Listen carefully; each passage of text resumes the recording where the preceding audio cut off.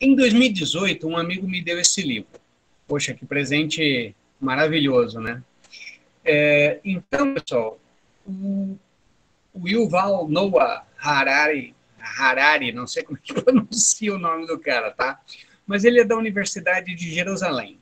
Ele escreveu esse livro, então, aí, ó, Sapiens, Uma Breve História da Humanidade. O grande mérito do Yuval é conseguir unir conhecimentos de áreas muito diferentes, né? Então ele junta biologia, essa teoria da coisa da evolução, antropologia, geologia, arqueologia, ele consegue juntar informação de várias áreas diferentes do conhecimento e explicar isso e dar um encadeamento lógico para esse conhecimento que é maravilhoso. Então você lê o livro, cara, você entende assim, tipo, você consegue criar vamos dizer assim, uma sequência mental, né, uma sequência lógica dos acontecimentos que o ser humano passou. E não só o ser humano, né, o mundo, o planeta Terra passou e que permitiu a gente chegar onde nós estamos hoje. Então, assim, ler esse livro, na verdade, é entender, de certa maneira, a nossa história, a história do ser humano. Então, é muito incrível. Assim, chega a ser libertador, né? Você faz as pazes consigo mesmo, faz as pazes com a humanidade, faz as pazes com o planeta Terra, sem esse negócio de ficar abraçando árvore, tá certo? Enfim, é maravilhoso. Eu li esse livro lá em 2018 e fiquei com uma coisa na minha cabeça. E a partir do que eu fiquei na cabeça, pessoal, eu montei esta tabelinha aqui. Então, eu coloco aqui o nome do livro, tá? Tem um link para a editora, tem um link para um cara que explica, assim, rapidamente, em 5 minutinhos esse vídeo, o pessoal da Casa do Saber, que é um canal muito legal, né? Nessa Casa do Saber vai muita gente da psicanálise falar, vale a pena vocês darem uma olhada nesse canal. E tem uma entrevista do Yuval mesmo no Roda Viva, esse programa aqui brasileiro. Essa entrevista é muito legal. Obviamente, eles fizeram uma entrevista em inglês, mas daí tem legendas embaixo, né? Então, vocês vão acompanhando as legendas. Ele fala sobre o livro e fala sobre outras questões também. Mas, enfim, pessoal, na minha cabeça surgiu a seguinte sequência. Há mais ou menos 13,5 bilhões de anos atrás, houve o tal do Big Bang. Então, eu estou chamando revolução. Então, aqui você tem várias revoluções.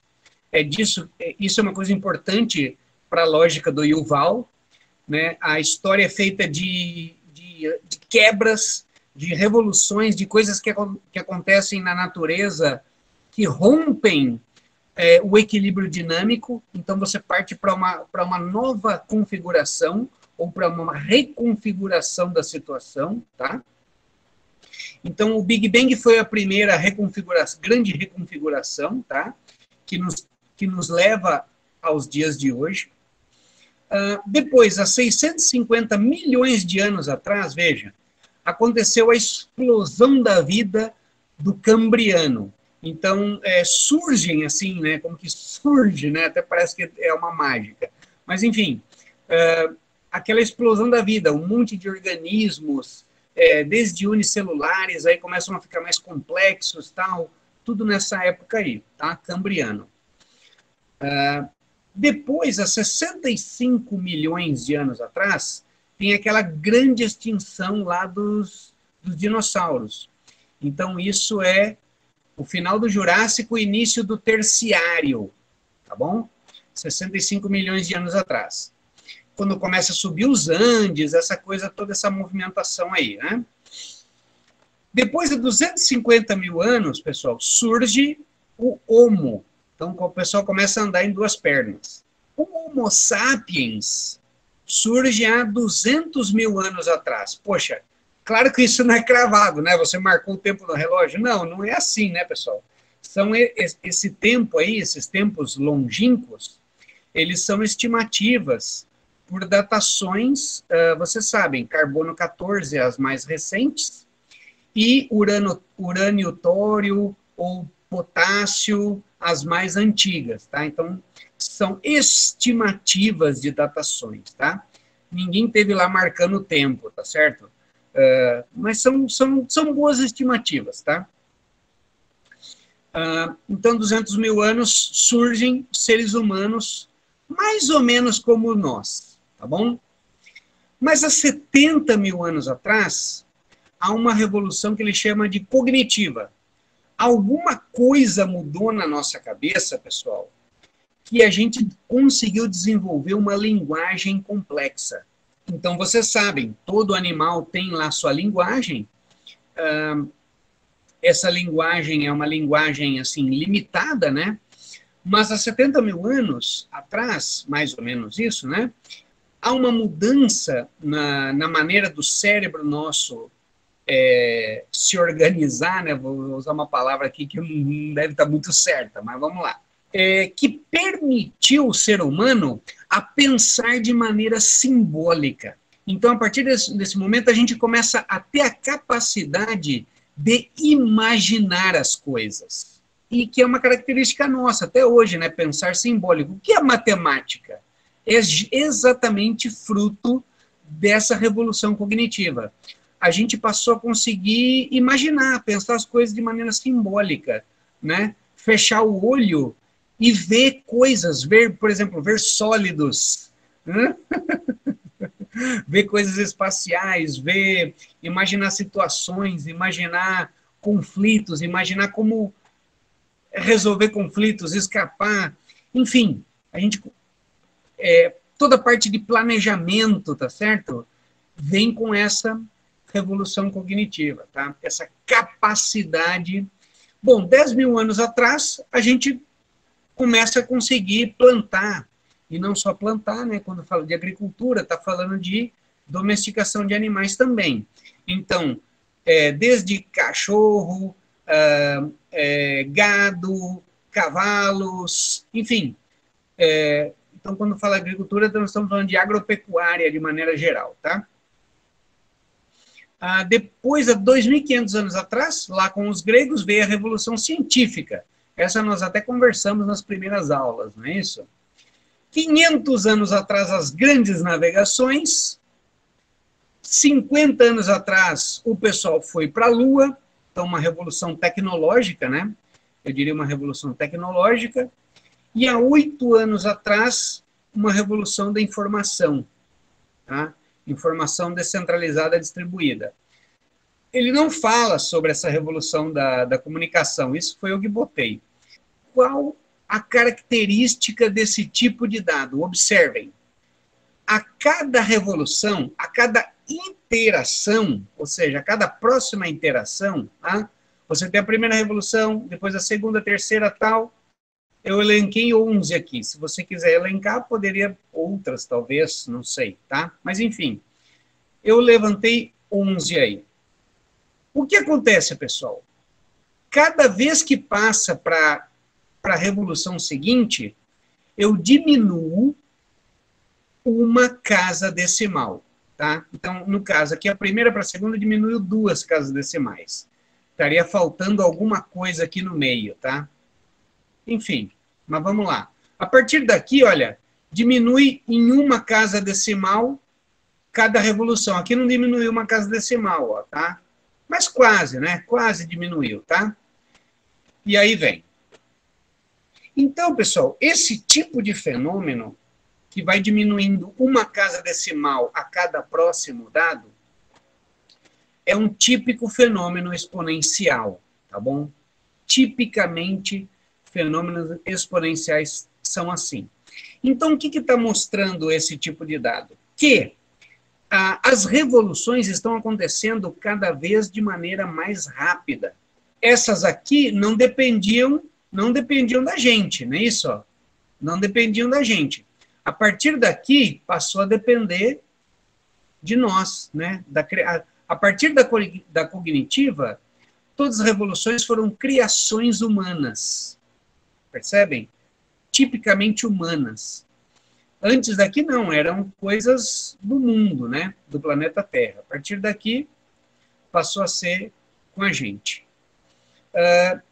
Seja do planeta Terra ou seja da gente, a coisa continuou seguindo um ritmo aí exponencial, reduzindo uma casa decimal a cada interação. Então, já que eu sei o que dá, lembra, pessoal, antes de fazer a conta, tem que saber o resultado, hein? Então, já que eu sei que vai dar uma exponencial isso, vamos fazer o gráfico.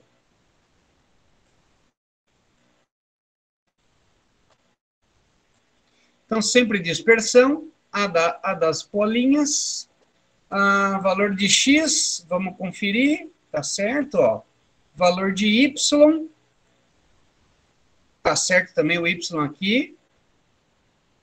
Tá? Então, eu tenho interação em x e tempo em y. Essa lógica é importante para fazer o gráfico, né? Então, o gráfico do jeito que está aqui, com o tempo em x, ó. Não, interação está em x, tá certo, E o tempo está em y, né? Então, o tempo é função da iteração. O tempo de cada revolução diminui a cada interação. Muito bem. A próximo é variação do tempo. Variação do tempo entre interações, tá bom? Ou entre revoluções. Eu não gosto de usar revolução. Revolução é uma palavra muito batida. Tudo é revolução. Então, vou deixar entre interações. Uma coisa mais matemática, tá? Mas vocês pode usar revoluções, acho que estaria adequado também, tá? O eixo Y é o tempo. Oh, meu Deus do céu. O eixo Y é o tempo. E o eixo X é interações. Ou revolução. Pronto. Coluna C, nada a ver. Tudo bem, pessoal? Olha aí, é o gráfico. Vejam que gráfico ruim ficou esse aí, pessoal. O que aconteceu? Como o primeiro dado é muito gigantesco, tá? São 13,5 bilhões.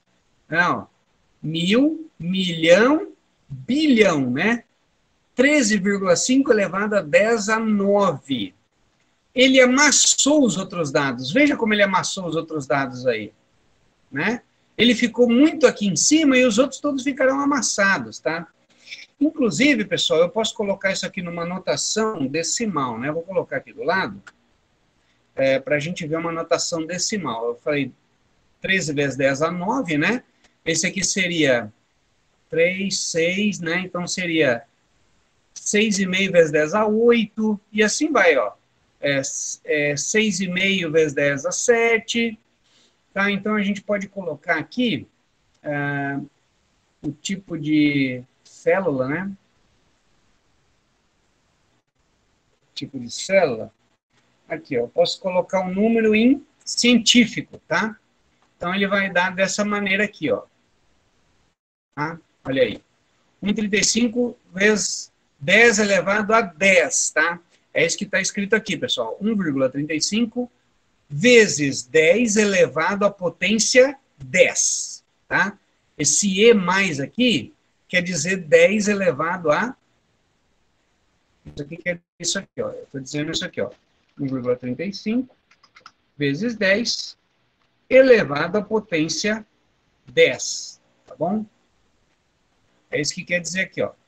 6,5 vezes 10 elevado à potência 8.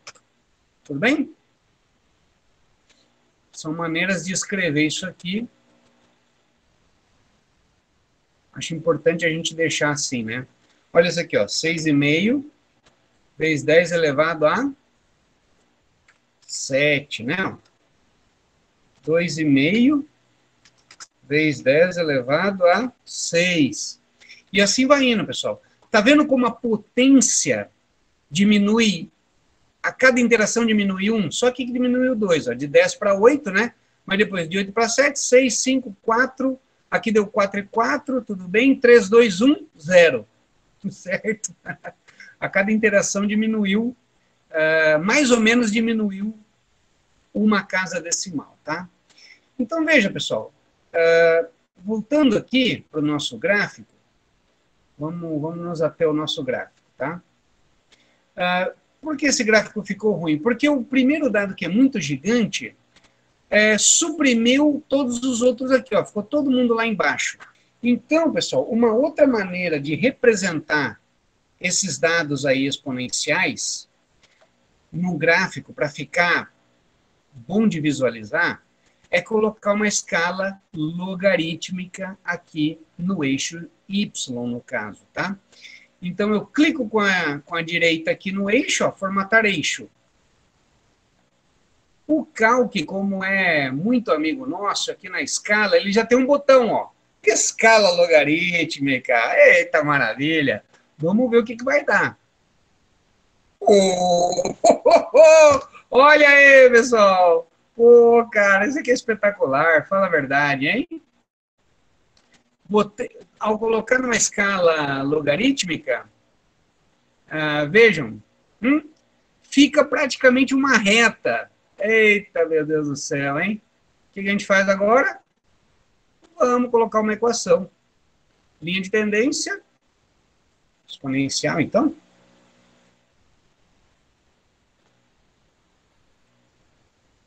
Opa, exponencial, pessoal, isso aí, ó.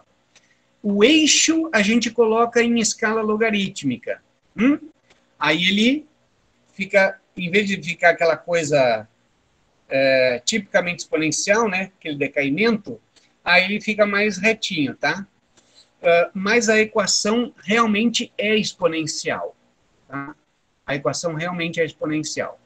Então, eu vou colocar aqui do lado, vou escrever aqui do lado dessa equação. F de x, quem que é f de x? É o tempo. É igual.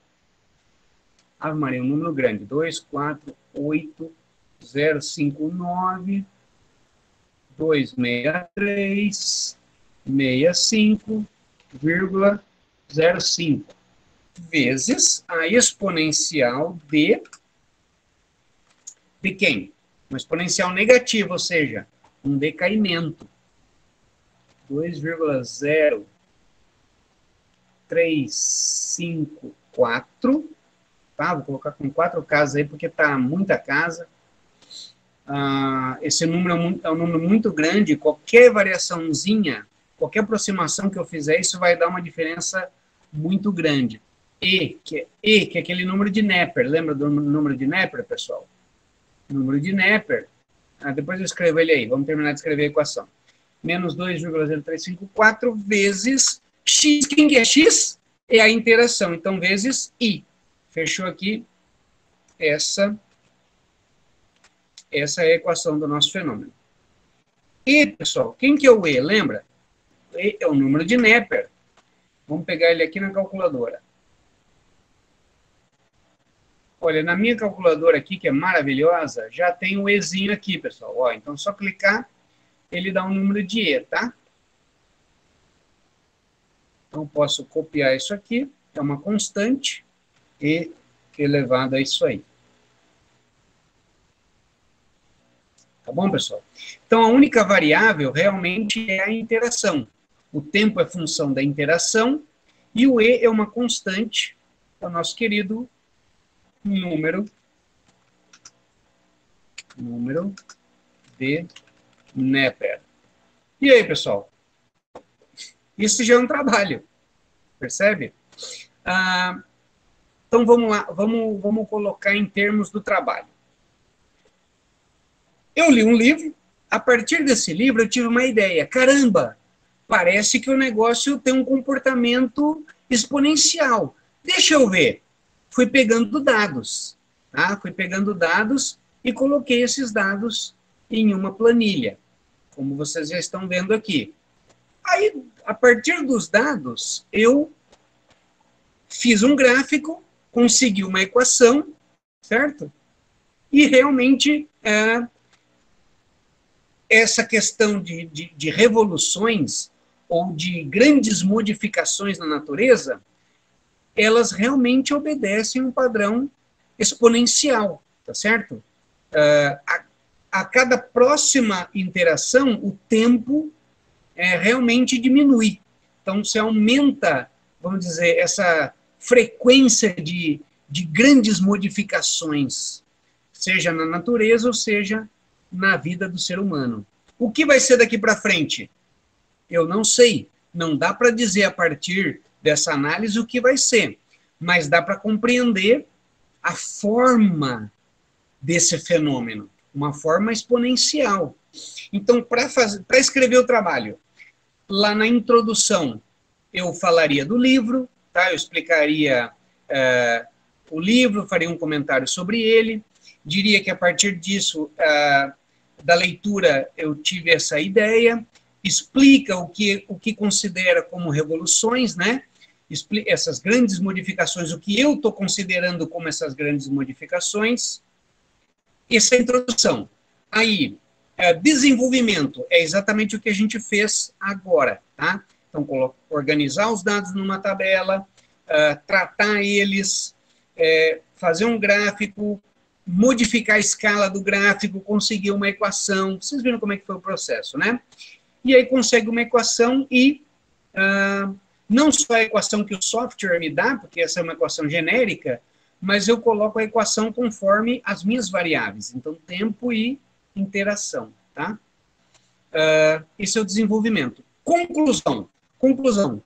Realmente, o fenômeno aí de revoluções ou de grandes modificações da natureza e do ser humano, que, aliás, faz parte da natureza, né? O pessoal quer tirar o ser humano da natureza, mas, enfim, realmente obedece um padrão exponencial deste tipo, conforme mostramos aí.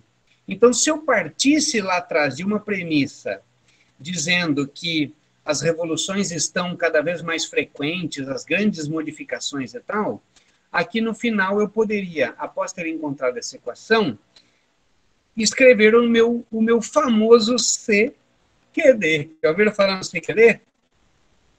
Como queria demonstrar, pessoal. Permite concluir que as revoluções estão cada vez mais frequentes e obedecem um padrão exponencial. Que mais? Cara, e agora? Não, agora vai ser revolução, a cada mês vai ser uma revolução, a humanidade vai ficar todo mundo louco e tal. Assim, cara, como assim? Não dá para... Eu não sei, isso é um salto lógico. Então, não, atenham-se aos dados, tá? E o mais legal é isso aqui, ó. Em que o mundo ficou melhor depois desse seu trabalho. É possível responder uma pergunta dessa? É difícil, né, pessoal? Mas, enfim, uma provocação que eu faço aí, tá bom?